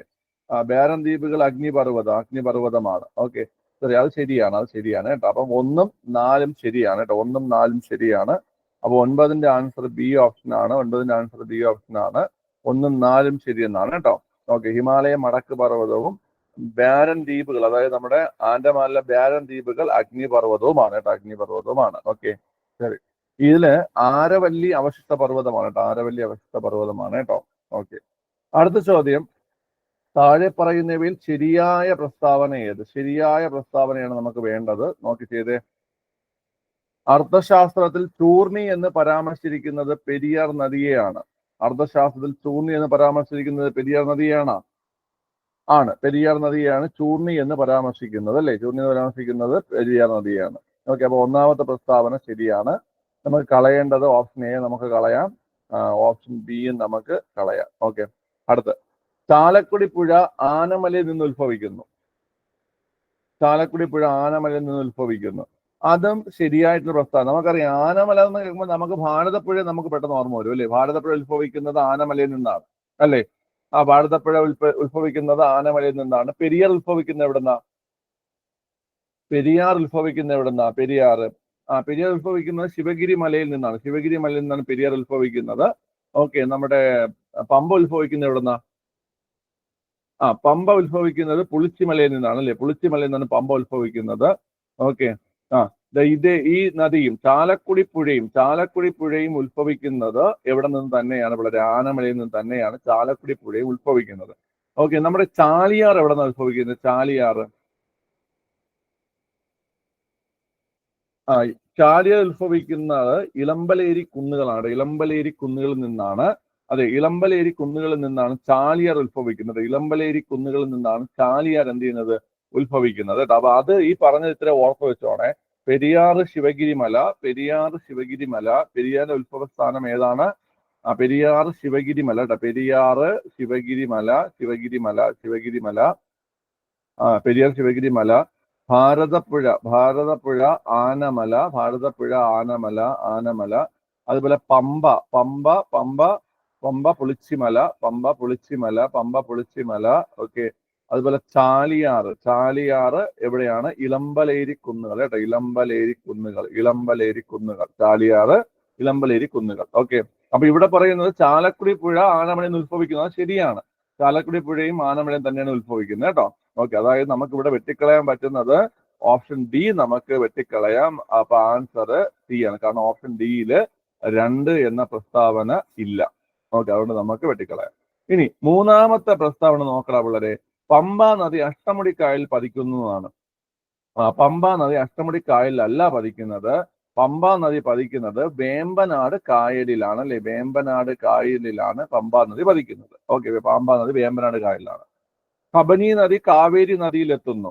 അത് ശരിയല്ലേ? കബനി നദി കാവേരിയിൽ എത്തുന്നു, അല്ലെ? കബനി മാത്രമല്ല, നമ്മുടെ കേരളത്തിൽ കിഴക്കോട്ട് ഒഴുകുന്ന 3 നദികളും, അല്ലെ? അതൊക്കെ ഏതൊക്കെയാണ്? കബനി, അതുപോലെ തന്നെ ഭവാനി, പിന്നെ ഏതാണ്ട പാമ്പാർ. കബനി, ഭവാനി, പാമ്പാർ, ഈ 3 നദികളും എവിടെയാണ് എത്തുന്നത്? കാവേരി നദിയിലാണ് എത്തുന്നത്. ഓക്കെ, കൊള്ളാം. അടുത്ത ചോദ്യം, ശരിയായ ജോഡി കണ്ടെത്തുക. ഒന്ന് കണ്ടെത്തിയേ ശരിയായ ജോഡി.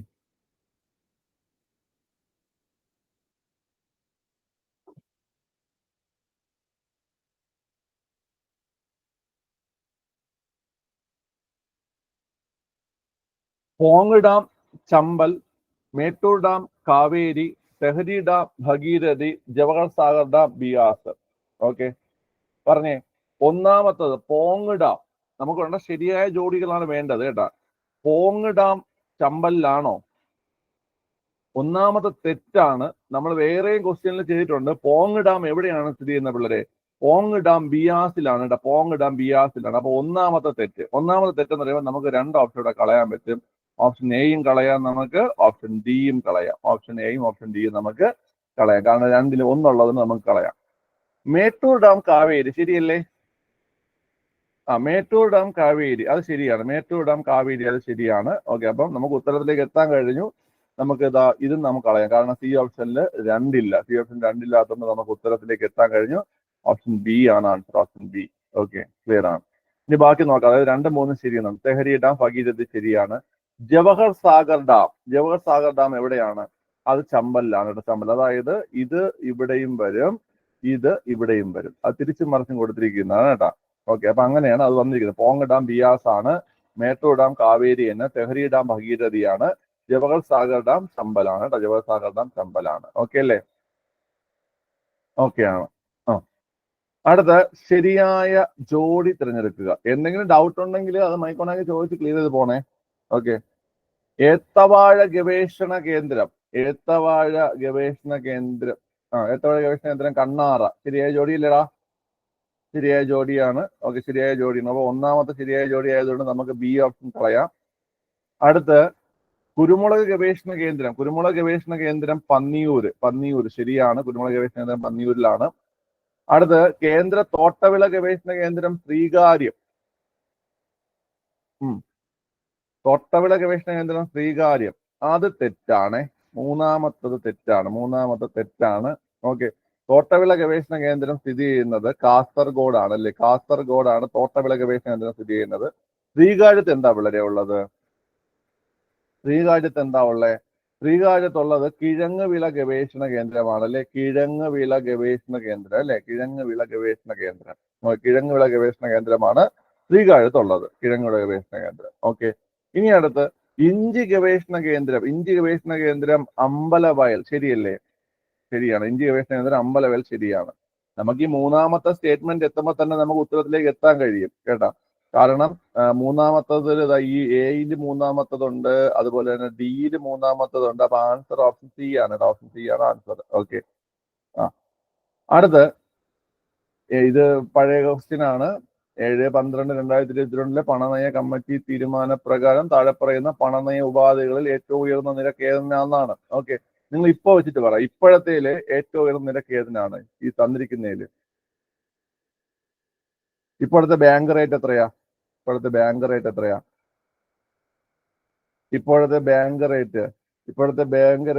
6.50 ആണ്. ഇപ്പോഴത്തെ ബാങ്ക് റേറ്റ് 6.50 ആണ്. റിപ്പോ റേറ്റ് എത്രയാണ്? ഇപ്പോഴത്തെ റിപ്പോ റേറ്റ് 6.25 ആണ്. 6.25 ആണ് റിപ്പോ റേറ്റ്. ഇപ്പോഴത്തെ റിവേഴ്സ് റിപ്പോ റേറ്റ് എത്രയാണ്? 3.35 ആണ്. ഇപ്പോഴത്തെ റിവേഴ്സ് റിപ്പോ റേറ്റ് 3.35 ആണ്. ഓക്കെ, CRR എത്രയാണ്? CRR എത്രയാണ്? CRR 4 ആണ് കേട്ടോ. CRR 4 ആണ്. ഓക്കെ, അപ്പൊ അതനുസരിച്ച് നമ്മൾ ഈ ക്വസ്റ്റ്യൻ ഇങ്ങനെ മാറ്റിയിട്ട് ഇപ്പോഴത്തെയാണ് ചോദിക്കുകയാണെങ്കിൽ ബാങ്ക് റേറ്റ് ആണ് ഏറ്റവും കൂടിയ നിരക്ക് കേട്ടോ. ഓക്കെ, അപ്പം bank rate 6.50, repo rate 6.25, reverse repo 3.35, CRR അല്ലെങ്കിൽ ക്യാഷ് റിസർവ് റേഷ്യോ അത് 4 ആണ് കേട്ടോ. 4 ആണ്. ഓക്കെ, അതുപോലെ MSF എത്രയാ ഇപ്പോഴും? MSF 6.50. ഓക്കെ, SLR എത്രയാണ്? SLR 18 ആണ് കേട്ടോ. SLR 18 ആണ് കേട്ടോ. ഓക്കെ, ഇത് നിങ്ങൾക്ക് പഠിപ്പിക്കും. കിട്ടാത്ത ആൾക്കാർ, ക്ലാസ് കിട്ടാത്ത ആൾക്കാരിലുണ്ട് കേട്ടോ. അത് പഠിപ്പിക്കും. ഓക്കെ, അപ്പൊ ആ സമയത്ത് കുറച്ച് ഡീറ്റെയിൽ ആയിട്ട് പറഞ്ഞുതരാം. ശരി. നമ്മൾ ഈ ചെയ്യുന്നത് 10th ലെവൽ ക്വസ്റ്റ്യൻ പേപ്പർ തന്നെയാണ് കേട്ടോ. 10th ലെവൽ ക്വസ്റ്റ്യൻ പേപ്പർ തന്നെയാണ്. അല്ലെന്ന് വിചാരിക്കേണ്ട കേട്ടോ. നമുക്ക് ഞാൻ പറഞ്ഞില്ലേ, നമുക്കിനി കുറച്ചൊരു അഡ്വാൻസ് ആയിട്ടുള്ള ക്വസ്റ്റ്യൻസ് ആണ് നമ്മൾ ചെയ്ത് പോയേണ്ടത്. എന്നാൽ മാത്രമേ നമുക്ക് നല്ല നല്ല ചോദ്യങ്ങൾ വരുമ്പോൾ നമുക്ക് എക്സാം അല്ല അറ്റൻഡ് ചെയ്യാൻ പറ്റത്തുള്ളൂ. നിങ്ങൾ രാവിലെ മടിയൊന്നും കൂടെ എഴുതി ചെയ്യണം കേട്ടോ. കൂടെ ഇരുന്ന് ചെയ്ത് നമ്മൾ എങ്ങനെയൊക്കെയാണ് ഉത്തരങ്ങളിലേക്ക് എത്തുന്നത് എന്നുള്ളൊരു ഐഡിയ ഉണ്ടാക്കി എടുക്കണം. ഓക്കെ, വലിയ ക്വസ്റ്റ്യൻ കണ്ടാലൊന്നും പേടിക്കേണ്ട ആവശ്യമില്ല, നമുക്ക് മനസ്സിലാവും. നോക്കിയോ, 1991 സാമ്പത്തിക പരിഷ്കരണവുമായി ബന്ധപ്പെട്ട ശരിയായ പ്രസ്താവനകൾ ഏതെല്ലാം എന്നാണ് ചോദ്യം. സാമ്പത്തിക പരിഷ്കരണങ്ങളുമായി ബന്ധപ്പെട്ടുള്ള ഓക്കെ ന്യൂ എക്കണോമിക് പോളിസി ഒന്ന് പറഞ്ഞേ. ഒന്നാമത്തെ പ്രസ്താവന, വിദേശ നിക്ഷേപങ്ങൾക്ക് ഇന്ത്യൻ ധനകാര്യ വിപണിയിൽ നിക്ഷേപം നടത്താൻ അനുമതി ലഭിച്ചു. ഓക്കെ, ഇതൊക്കെ നമ്മൾ ഈസി ആയിട്ട് നമുക്ക് ലോജിക്കലി നമുക്ക് ആലോചിച്ചാൽ മനസ്സിലാവും. നമുക്ക് ഈ സാമ്പത്തിക പരിഷ്കരണങ്ങൾ എന്ന് പറയുമ്പോൾ ഏതൊക്കെയാണ് സാമ്പത്തിക പരിഷ്കരണങ്ങൾ? ഏതൊക്കെയാണ്? LPG എന്ന് പറയും. ഏതൊക്കെയാണ്ടാ? എല്ലെന്ന് വെച്ചാൽ എന്താണ്? എല്ലെന്ന് വെച്ചാൽ എന്താണ്? എല്ലെന്ന് വെച്ചാൽ എന്താ പിള്ളേരെ? ലിബറലോ? നേരെ ഫുള്ള് കമന്റ് ചെയ്യും. എന്ന് വെച്ചാൽ എന്താണ് പിള്ളേർ? ലിബറലൈസേഷൻ എന്ന് പറയും. ഉദാരവൽക്കരണം, ലിബറലൈസേഷൻ അല്ലെങ്കിൽ ഉദാരവൽക്കരണം എന്ന് പറയും. ഓക്കെ, അതായത് ഈ നമ്മുടെ ഈ സാമ്പത്തിക പ്രവർത്തനങ്ങളിൽ ഗവൺമെന്റിന്റെ ഇടപെടൽ എന്ത് ചെയ്യുക? പരിമിതപ്പെടുത്തുക. അതാണ് ഈ ഉദാരവൽക്കരണം എന്ന് പറയുന്നത് കേട്ടാ. ഓക്കെ, അടുത്ത രണ്ടാമത്തത് ഏതാണ്? P എന്ന് പറഞ്ഞാൽ പ്രൈവറ്റൈസേഷൻ എന്ന് വെച്ചാൽ സ്വകാര്യവൽക്കരണം നടത്തുക, അല്ലേ? പൊതുമേഖലയിലെ കാര്യങ്ങൾ സ്വകാര്യവൽക്കരണം നടത്തുക. ഓക്കെ, G എന്ന് പറഞ്ഞാൽ ഗ്ലോബലൈസേഷൻ, ആഗോളവൽക്കരണം എന്ന് വെച്ച് കഴിഞ്ഞാൽ ഈ പറയുന്ന നമ്മുടെ വിപണിയെ ലോക രാഷ്ട്രങ്ങൾക്ക് മുന്നിൽ തുറന്നു കൊടുക്കുക. അതാണ് ഈ ഗ്ലോബലൈസേഷൻ എന്ന് പറയുന്നത്. ഇത്രയേ ഉള്ളൂ. അതായത് ലിബറലൈസേഷൻ എന്ന് പറഞ്ഞു കഴിഞ്ഞാൽ നമ്മുടെ ഈ സാമ്പത്തിക പ്രവർത്തനങ്ങളിൽ ഗവൺമെന്റിന്റെ ഇടപെടൽ പരിമിതപ്പെടുത്തുക. അടുത്ത് നമ്മൾ പറഞ്ഞ പ്രൈവറ്റൈസേഷൻ എന്ന് വെച്ച് കഴിഞ്ഞാല് അതായത് സ്വകാര്യവൽക്കരണം എന്ന് വെച്ച് കഴിഞ്ഞാൽ എന്താണ്? സ്വകാര്യവൽക്കരണം എന്ന് വെച്ച് കഴിഞ്ഞാല് എന്താ സ്വകാര്യവൽക്കരണം? ഇതിനെയാണ് നമ്മളിപ്പോഴും ഫോളോ ചെയ്യുന്നൊരു കാര്യമുണ്ട്. നമ്മളിപ്പം പല സ്ഥാപനങ്ങളും ഇപ്പൊ സ്വകാര്യവൽക്കരിക്കുന്നില്ലേ? അപ്പൊ അതിന് സ്വകാര്യവൽക്കരണം, ഗവൺമെന്റ് സ്ഥാപനങ്ങളുടെ നടത്തിപ്പ് പ്രൈവറ്റ് വ്യക്തികളെ അല്ലെങ്കിൽ പ്രൈവറ്റ് സ്ഥാപനങ്ങളെ ഏൽപ്പിക്കുന്നതിനെയാണ് എന്തെന്ന് പറയുന്നത്? സ്വകാര്യവൽക്കരണം എന്ന് പറയുന്നത്, നടത്തിപ്പ്. ഓക്കെ, പിന്നെ നമ്മൾ പറഞ്ഞത് ഗ്ലോബലൈസേഷൻ ആണ്. ഗ്ലോബലൈസേഷൻ എന്ന് പറഞ്ഞു കഴിഞ്ഞാൽ നമ്മുടെ മാർക്കറ്റ് ലോകരാഷ്ട്രങ്ങൾക്ക് മുന്നിൽ തുറന്നു കൊടുക്കുന്നതാണ് എന്തെന്ന് പറയുന്നത്? ഗ്ലോബലൈസേഷൻ എന്ന് പറയുന്നത് കേട്ടോ. ഓക്കെ, നമ്മൾ പഠിക്കും. ശരി, അടുത്ത് നോക്കിക്കോടാ. വിദേശ നിക്ഷേപ സ്ഥാപനങ്ങൾക്ക് ഇന്ത്യൻ ധനകാര്യ വിപണിയിൽ നിക്ഷേപം നടത്താൻ അനുമതി ലഭിച്ചു, അല്ലേ? ശരിയല്ലേ? വിദേശ നിക്ഷേപ സ്ഥാപനങ്ങൾക്ക് ഇന്ത്യൻ ധനകാര്യ വിപണിയിൽ നിക്ഷേപം നടത്താൻ അനുമതി ലഭിച്ചു. ഒന്നാമത്തെ പ്രസ്താവന ശരിയാണ്. ഓക്കെ, അടുത്ത് ഇറക്കുമതി നികുതിയിൽ കുറവ് വരുത്തി. അതും ശരിയാണ്. ഇറക്കുമതി നികുതിയിൽ കുറവ് വരുത്തി. അതുപോലെ തന്നെ ഇറക്കുമതിക്കുള്ള ലൈസൻസിങ് നടപടിക്രമങ്ങൾ ഒഴിവാക്കി. ഇത് മൂന്നും ശരിയാണ്. ഓക്കെ, അതായത് ആൻസർ ഓപ്ഷൻ ഡി ആണ്. പ്രസ്താവന 1, 2, 3 എല്ലാം ശരിയാണ്. 1, 2, 3 എല്ലാം ശരിയാണ് കേട്ടാ. ഇനി ഇങ്ങനത്തെ ക്വസ്റ്റ്യൻ ഒരു കാര്യം പറയട്ടെ. ഇത് പ്രശ്നം പറഞ്ഞാൽ ഇങ്ങനെ വലിയ ഒന്നൊക്കെ കാണുമ്പോഴേ കുറെ ആൾക്കാർക്ക് അപ്പോഴേ ബോധം പോകും. ഇപ്പോഴത്തുള്ള ഈ ക്വസ്റ്റ്യനൊക്കെ കുഴപ്പമില്ല, കാരണം ഇതിലുള്ള ചെറിയ ഒന്ന് അതൊക്കെ ആയതുകൊണ്ട് വരുമ്പോൾ കുഴപ്പമില്ല. ഈ വലിയ ഒന്ന് ഇത് കാണുമ്പോൾ തന്നെ അയ്യോ ഇതെന്നെ കൊണ്ട് പട്ടണ ക്വസ്റ്റ്യൻ അല്ലെന്ന് പറഞ്ഞുകൊണ്ട് അപ്പൊ തന്നെ ഇട്ടിട്ട് ഓടുന്ന കുറെ ആൾക്കാരുണ്ട്. ഇത് വലിയ ക്വസ്റ്റ്യനത്തിന് വലിപ്പം കൂടിയാലേ ഓട്ടമാണ്. മനസ്സിലായില്ലേ? ഞാനിത് വെറുതെ പറഞ്ഞല്ലോ. ഒരുപാട് ആൾക്കാർ പറയുന്ന കാര്യമാണത്. ക്വസ്റ്റ്യന് വലിയ ക്വസ്റ്റ്യൻ കാണുമ്പോൾ ടെൻഷൻ വേണ്ട സാറേ. പണ്ട് പോയിരുന്നു, ഇപ്പൊ പോവില്ല നിങ്ങള്. കാരണം ഇപ്പൊ നിങ്ങൾക്ക് അത് ക്വസ്റ്റ്യൻ വായിച്ച് ഉത്തരത്തിലേക്ക് എത്താനുള്ള ഒരു ഐഡിയ നിങ്ങൾക്കായി, അല്ലേ? ശരിയല്ലേ ഞാൻ പറയുന്നേ? ഓക്കെ, നോക്കിക്കോ, അടുത്ത ക്വസ്റ്റ്യൻ നോക്കിക്കോ. നിങ്ങൾ പഠിക്കുക. ഇത് അടുത്ത് 2021-22 സാമ്പത്തിക സർവേ റിപ്പോർട്ട് അനുസരിച്ച് ഇന്ത്യയിൽ GDP-യിലേക്ക് വിവിധ മേഖലകൾ നൽകുന്ന സംഭാവനകളെ കുറിച്ചുള്ള പ്രസ്താവനകൾ ശരിയായത് എന്നാണ് ചോദ്യം. ഓക്കെ, GDP-യിലേക്ക് വിവിധ മേഖലകൾ നൽകുന്ന സംഭാവനകളെ കുറിച്ചുള്ള പ്രസ്താവനകൾ. അതും ഒരു ഈസി ക്വസ്റ്റ്യൻ ആണ് പിള്ളേരെ. അതായത് ഇവിടെ കൊടുത്തിരിക്കുന്നത് ഇപ്പൊ 2021-22 അല്ല, ഏത് വർഷമായാലും ശരി തന്നെ. പ്രസ്താവന 1, തൃതീയ മേഖല 50% കൂടുതൽ സംഭാവന നൽകുന്നു. ആണ്, കാരണം തൃതീയ മേഖലയാണ് നമുക്ക് ഏറ്റവും കൂടുതൽ സംഭാവന നൽകുന്നത് കേട്ടോ. ഏറ്റവും കൂടുതൽ സംഭാവന തൃതീയ മേഖലയാണ്. അടുത്ത് ദ്വിതീയ മേഖലയുടെ സംഭാവന 30% കുറവാണ്. അതും ശരിയാണ്. അടുത്ത് ഏറ്റവും കുറവ് സംഭാവന ചെയ്യുന്നത് പ്രാഥമിക മേഖലയാണ്. ഈ 3 കാര്യത്തില് ഈ ശതമാനത്തിൽ ചെറിയ ചേഞ്ച് ചിലപ്പോൾ അങ്ങോട്ടും ഇങ്ങോട്ടും വന്നേ വരും. ചെറിയ ചേഞ്ച്, അതായത് ഏറ്റവും കൂടുതൽ തൃതീയ മേഖല തന്നെയാണ്. രണ്ടാമത് ദ്വിതീയ മേഖല, ഏറ്റവും കുറവ് സംഭാവന ചെയ്യുന്ന പ്രാഥമിക മേഖല. ഈ 3 പ്രസ്താവനയും ശരി തന്നെയാണ്. ഓക്കെ, ഇനി നമുക്കിത് 2021, 22 ആയാലും 22, 23 ആയാലും 23, 24 ആയാലും വലിയ മാറ്റമൊന്നും വരില്ല. പക്ഷെ നമുക്ക് കറണ്ട് അഫയേഴ്സ് ആയിട്ട് നമുക്ക് 23, 24 ആ ഒരു സംഭാവന GDP-യിലേക്കുള്ള സംഭാവന എത്രത്തോളം നമുക്ക് പഠിക്കേണ്ടതുണ്ട്. ഓക്കെ, ഇവിടെ നമുക്ക് ആൻസർ ആയിട്ട് വരുന്നത് ഏതാണ് പിള്ളേരെ? ഇവിടെ ആൻസർ ആയിട്ട് വരുന്നത് ഓപ്ഷൻ ഡി, എല്ലാ പ്രസ്താവനകളും ശരിയാണ്. ഓക്കെ, പക്ഷെ അപ്പൊ നിങ്ങൾ ഈ ഒരു കാര്യം മനസ്സിലാക്കിക്കോണം. ഈ നമ്മുടെ ഇതിലേക്ക് നമ്മുടെ GDP എന്താണെന്നറിയോ നിങ്ങൾക്ക്? GDP, what is GDP? GDP എന്താണ്? GDP എന്ന് പറഞ്ഞാൽ ഗ്രോസ് ഡൊമസ്റ്റിക് പ്രോഡക്റ്റ് എന്ന് പറയും കേട്ടോ. ഗ്രോസ് ഡൊമസ്റ്റിക് പ്രോഡക്റ്റ് എന്ന് പറയും. അതായത് നമ്മുടെ ആഭ്യന്തര അതിർത്തിക്കുള്ളില്, നമ്മുടെ രാജ്യത്തിന്റെ ആഭ്യന്തര അതിർത്തിക്കുള്ളിൽ അല്ലെ, നമ്മുടെ രാജ്യത്തിന്റെ ആഭ്യന്തര അതിർത്തിക്കുള്ളിൽ ഉൽപ്പാദിപ്പിക്കുന്ന സാധനങ്ങളുടെയും സേവനങ്ങളുടെയും പണമൂല്യത്തെയാണ് അല്ലെ, സാധനങ്ങളുടെയും സേവനങ്ങളുടെയും പണമൂല്യത്തെയാണ് എന്തെന്ന് പറയുന്നത്? GDP അല്ലെങ്കിൽ ഗ്രോസ് ഡൊമസ്റ്റിക് പ്രോഡക്റ്റ് എന്ന് പറയുന്നത്. ഓക്കെ, നമ്മുടെ അതിർത്തിക്കുള്ളിൽ, നമ്മുടെ രാജ്യത്തിന്റെ അതിർത്തിക്കുള്ളിൽ കേട്ടോ. അതായത് ഒരു വിദേശ രാജ്യത്ത് നിന്ന് ജോലി ചെയ്യുന്ന ഒരു വ്യക്തിയുടെ വരുമാനം, ഒരു ഇന്ത്യക്കാരനായ വ്യക്തിയുടെ വരുമാനം ഇതിൽ കൂട്ടത്തില്ല. മനസ്സിലായോ? കൂട്ടത്തില്ല കേട്ടോ. പിന്നെ നമ്മൾ ഒരു വിദേശ രാജ്യത്ത് പ്രവർത്തിക്കുന്ന ഒരു ഇന്ത്യൻ സ്ഥാപനത്തിന്റെ വരുമാനം ഇതിൽ കൂട്ടത്തില്ല. അതായത് നമ്മുടെ രാജ്യത്തിന്റെ അതിർത്തിക്കുള്ളിൽ മാത്രം നമ്മൾ നടത്തുന്ന ഈ സാധനങ്ങളുടെയും അല്ലെങ്കിൽ നമ്മൾ ഉൽപ്പാദിപ്പിക്കുന്ന സാധനങ്ങളുടെയും സേവനങ്ങളുടെയും ആകെ പണമൂല്യത്തെയാണ് നമ്മൾ എന്ത് പറയുന്ന പിള്ളേരെ? GDP എന്ന് പറയുന്നത് കേട്ടോ. GDP എന്ന് പറയുന്നത്. ഓക്കെ അല്ലേ? ഇനി ഞാൻ പറഞ്ഞില്ലേ, അതായത് വിദേശ പൗരന്മാരല്ല,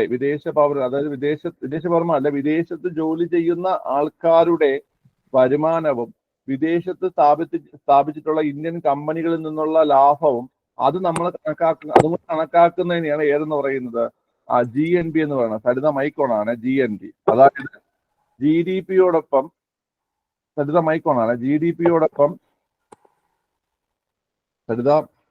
GDP-യോടൊപ്പം നമ്മുടെ വിദേശത്ത് നിന്നുള്ള വരുമാനവും, അതായത് വിദേശ പൗരന്മാരുടെ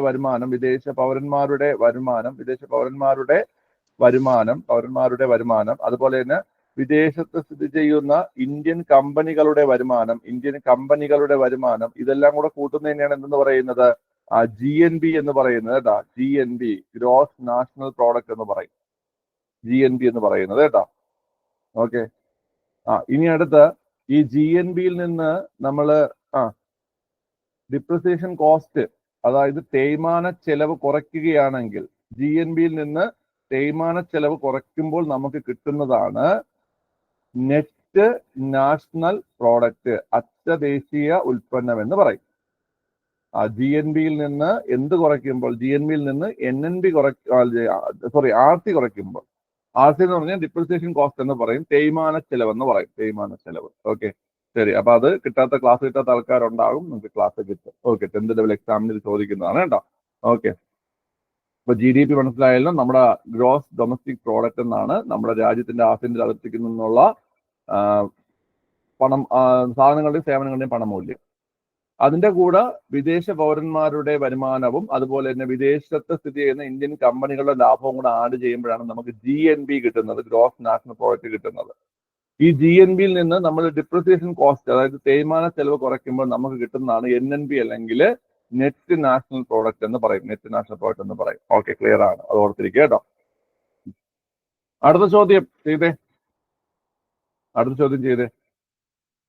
പാലുൽപാദനവുമായി ബന്ധപ്പെട്ട 2 പ്രസ്താവനകൾ താഴെ നൽകുന്ന ശരിയായ പ്രസ്താവന ഏതാണ്?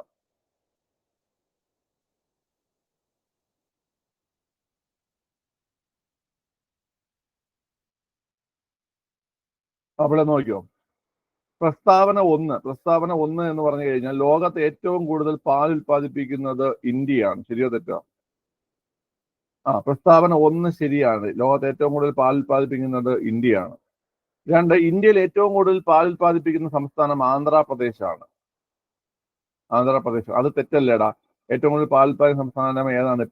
ഇപ്പം നിലവിൽ രാജസ്ഥാനാണ് ഏറ്റവും കൂടുതൽ പാൽ ഉൽപ്പാദിക്കുന്ന സംസ്ഥാനം കേട്ടാ. ഓക്കെ, ഗുജറാത്ത് അല്ല, രാജസ്ഥാനാണ് നിലവിൽ ഏറ്റവും കൂടുതൽ പാൽ ഉൽപ്പാദിക്കുന്ന സംസ്ഥാനം കേട്ടാ.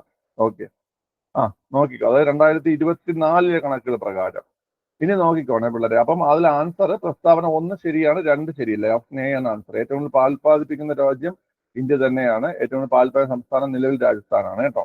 ഓക്കെ, അടുത്ത് ധാതുക്കളുടെ ശേഖരമുള്ള സ്ഥലം ലിസ്റ്റ് 1-ലും അവിടെ ഏറ്റവും കൂടുതൽ കാണപ്പെടുന്ന ധാതുക്കൾ ലിസ്റ്റ് 2 നൽകിയിരിക്കുന്നു. ശരിയായ ജോഡികൾ കണ്ടെത്തുക. ഓക്കെ, കണ്ടുപിടിച്ചേടാ പിള്ളേരെ. മയൂർ ഫഞ്ച്. മയൂർ ഫഞ്ചിൽ എന്താ വരുന്നത്? മയൂർ ഫഞ്ചിൽ എന്താ വരുന്നത് പിള്ളേരെ? മയൂർ ഫഞ്ചിൽ എന്താ വരുന്നത്? പറഞ്ഞേ. മയൂർ ഫഞ്ച്.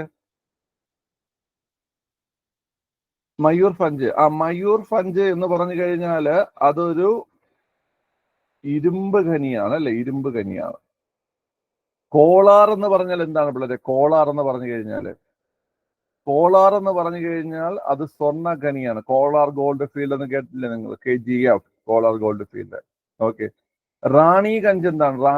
റാണിഗഞ്ച് കൽക്കരി ഖനിയാണ്. മലച്ച്ഖണ്ഡ് ചെമ്പ് ഖനിയാണ്. ഓക്കെ. അപ്പൊ നമുക്ക് ഇതിന്റെ ആൻസർ ഏത് വരോടാ? 1D, 2C, 3A. ഓക്കെ, അത് ഓപ്ഷൻ സി ആണ് ആൻസർ. ഓപ്ഷൻ സി ആണ് ആൻസർ കേട്ടോ. ക്ലിയർ ആണ്. അടുത്ത ചോദ്യം, നീതി ആയോഗിന്റെ ലക്ഷ്യങ്ങളെ കുറിച്ചുള്ള പ്രസ്താവനകളിൽ ശരിയായത് കണ്ടെത്തി എഴുതുക. ഓക്കെ, ഒന്ന് ചെയ്തേടാം. നീതി ആയോഗിന്റെ നമ്മൾ നിരോധനം ചെയ്യണമല്ലോ കേട്ടോ. 40 ദിവസം ചെയ്യാൻ നിന്ന് നമുക്ക് 2 മണിക്കൂറോളം എടുക്കും. ഓക്കെ, അതുകൊണ്ട് നമ്മൾ 20 ദിവസം ഇന്ന് എടുത്ത് ബാക്കി 20 ദിവസം നമ്മൾ നാളെ ചെയ്യും.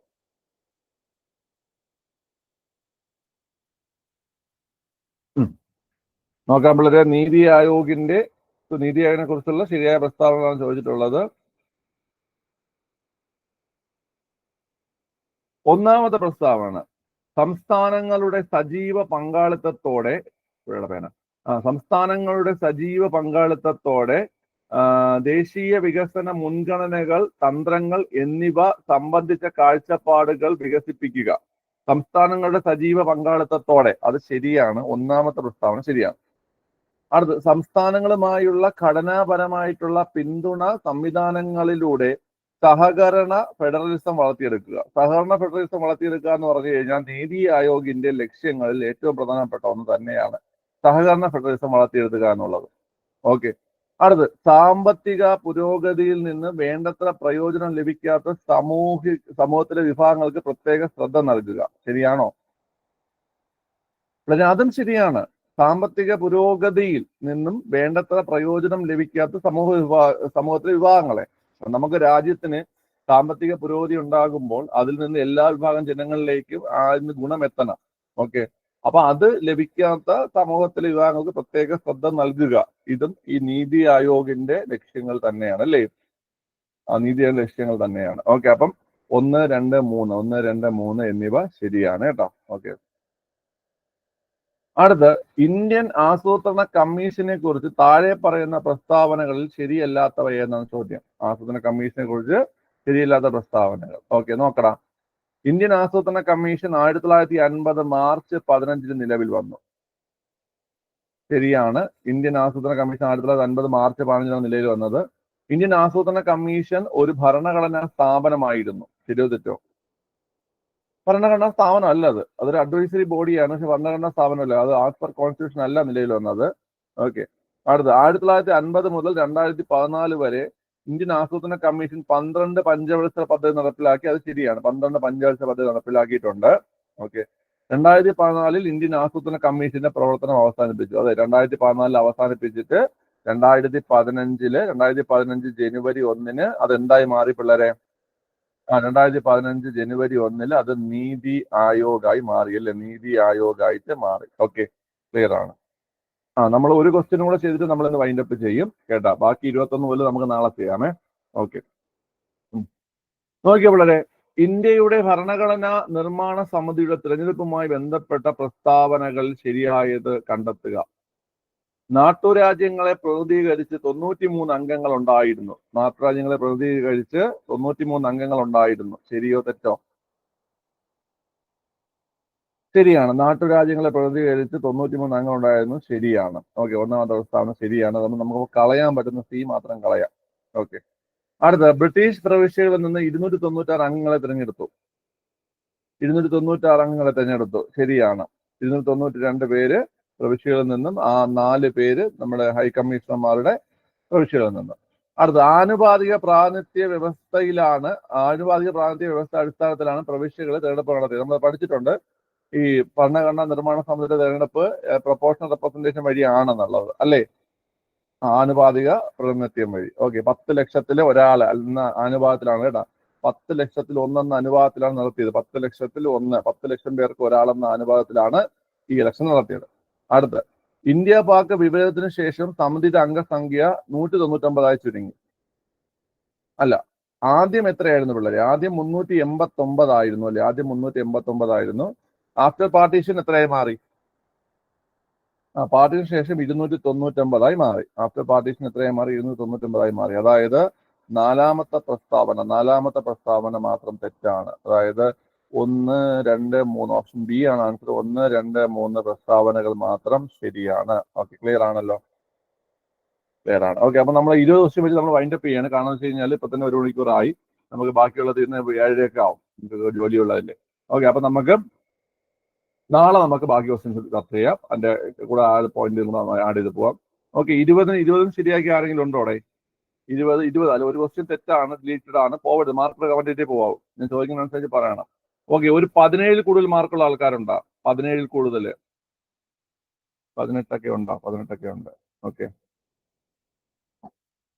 17+ ഉള്ള ആൾക്കാർ ആദ്യം കമന്റ് ചെയ്തേ. 17 മുകളിൽ സ്കോർ ചെയ്ത ആൾക്കാർ. ഓക്കെ, 17 മുകളിൽ സ്കോർ ചെയ്ത ആൾക്കാർ കമന്റ് ചെയ്തെങ്കിൽ എല്ലാ ആൾക്കാരും മാർക്ക് കമന്റ് ചെയ്ത് എത്ര മാർക്ക് നിങ്ങൾക്ക് സ്കോർ ചെയ്യാൻ പറ്റി എന്നുള്ള കാര്യം. ഓക്കെ, എല്ലാവരും മാർക്ക് കമന്റ് ചെയ്യണം. ഓക്കെ, ഇത് ഈ വലിയ ക്വസ്റ്റ്യൻ കണ്ട് പേടിക്കണ്ട കേട്ടാ. വലിയ ക്വസ്റ്റ്യൻ കണ്ട് പേടിക്കണ്ട. നിങ്ങൾക്ക് ഇതുപോലെയൊക്കെ വായിച്ച് എല്ലാ ക്വസ്റ്റ്യൻ ചെയ്യേണ്ട പ്രാക്ടീസ് കിട്ടും. നിങ്ങൾക്ക് കൃത്യമായിട്ട് ജോയിൻ ചെയ്ത് കൂടെ ചെയ്താൽ മതി നിങ്ങൾ. ഓക്കെ, ശരി, നിങ്ങൾ ലെഫ്റ്റ് ആവാം. ബാക്കിയുള്ള അപ്ഡേറ്റ്സ് നിങ്ങളുടെ ഗ്രൂപ്പിൽ വരും. ഓക്കെ, ശരി, ബൈ.